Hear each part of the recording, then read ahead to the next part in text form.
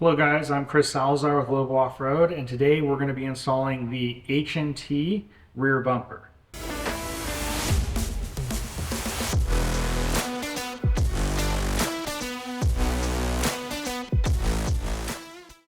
So you can see here everything that you're going to receive within the box. It's a 7-part kit, the main shell, the 2 bumper mounts slash D-rings, and then the 2 screens with the logo backing plate as well as the hardware kit.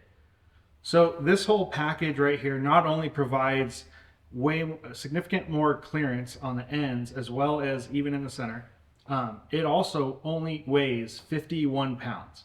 And how we are able to achieve this is by providing an 1/8 inch shell, but it's supported with 3/16 main bumper mounts slash support brackets. So we are able to save the weight in areas where it's not necessarily going to be prone to getting hit by rocks or receiving a lot of damage. Those areas are supported by the main bumper mount. As you can see here, and you can see that this is the main mounting bolts on the bottom of the frame. When that goes and slides onto the frame, we have this whole wing that supports the 1/8 inch shell. So really, when you're coming in on a hard impact on the side, it transfers the load, and through the triangulation, it distributes the load to the frame. So when you order the bumper, you have multiple options. You have powder coat option, which you can order it in a black fine texture, which is industry standard, or we offer this mica armor coat, which has kind of a metallic feel to it.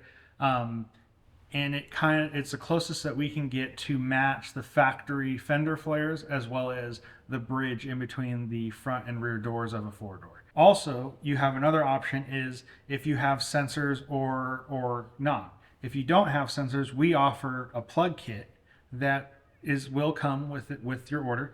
That'll just plug the holes so you don't have open holes, or we have a grommet that will utilize the OEM factory sensors. So this is the hardware kit that's going to come with the rear bumper. As you can see, it has this particular Bronco is going to have parking sensors. Then we also provide black zinced 4mm bolts for the screens and the logo backing plate, as well as black zinced 10mm Allens to mount the bumper shell to the bumper mounts themselves. We went with the black zinc to prevent rusting, as I know a lot of other companies use black oxide, which over time will rust, and that's something that nobody wants to see on their new toy. So not only are we utilizing the 2 factory bumper bolts, we also added a 10mm bolt that goes through our 3/16 bracket, through the frame rail, and then into a nut clip that we provide that is attached to this inner brace on the inside of the frame. So if you can see here, this pocket right here, the frame will actually slide in between. So for this to get ripped off your Bronco, that 10mm bolt is either going to have to shear or it's going to have to tear through the frame. That bolt is actually utilizing a factory hole, so no drilling necessary. While we're here, I do want to show you guys all the tie-in of the factory of the D-ring. So you can see not only is the D-ring welded 360 on the front side, it is also tied in to this bracket that we provide that welds to the back of our plate, as well as that the bolt going through the frame mounts to.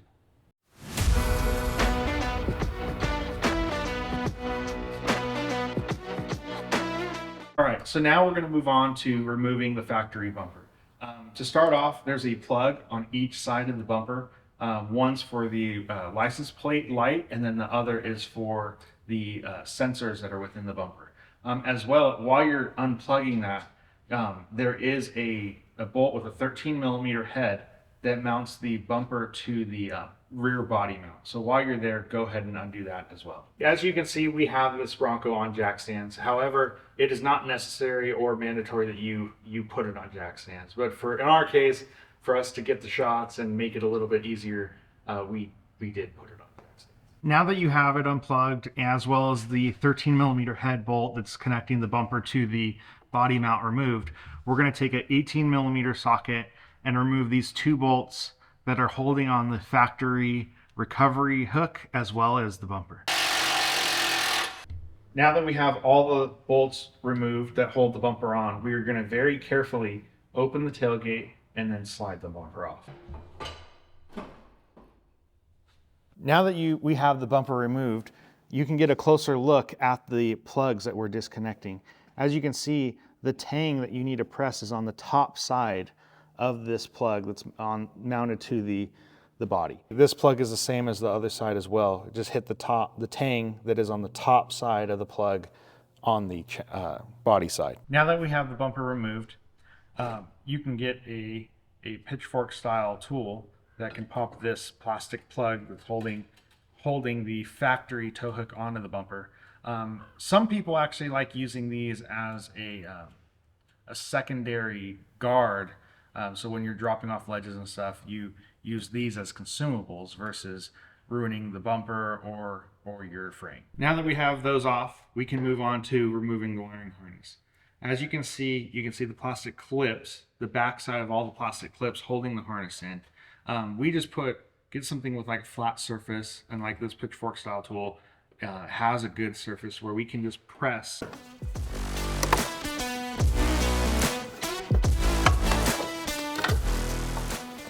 So now that you have the harness disconnected from its holders, you can go ahead and hit these tangs and disconnect the harness from the sensor itself.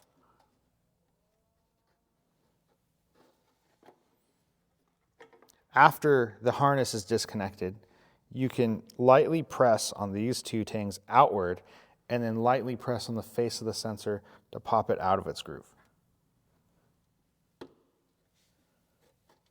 Now just work your way and do the other three, and then go ahead and remove the harness as well as the sensors. If the wiring harness is not cooperating and coming out easily, you can take a 13mm and loosen these bolts to either remove the bracket entirely or just loosen it up to where you can slide the wiring harness out. Moving on, we are going to install the nut clips onto the bumper mounts themselves. So we're going to install one on the bottom right here. So you'll very carefully grab the nut clip, start it. I apply pressure to the threaded side to kind of hold it in place, and then get a dead blow or a soft hammer and just lightly tap it, and then you hear it clicking. We also have one on the outside, which you can just install like so.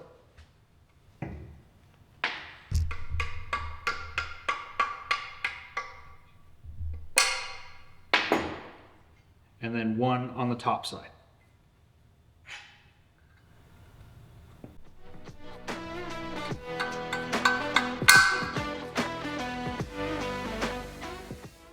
And now the last two clips, you can slide onto the inner bracket that's attached to the D-ring. Now that we have all the clips on, we're ready to install these on the Bronco. So you can reuse the factory mounting bolts.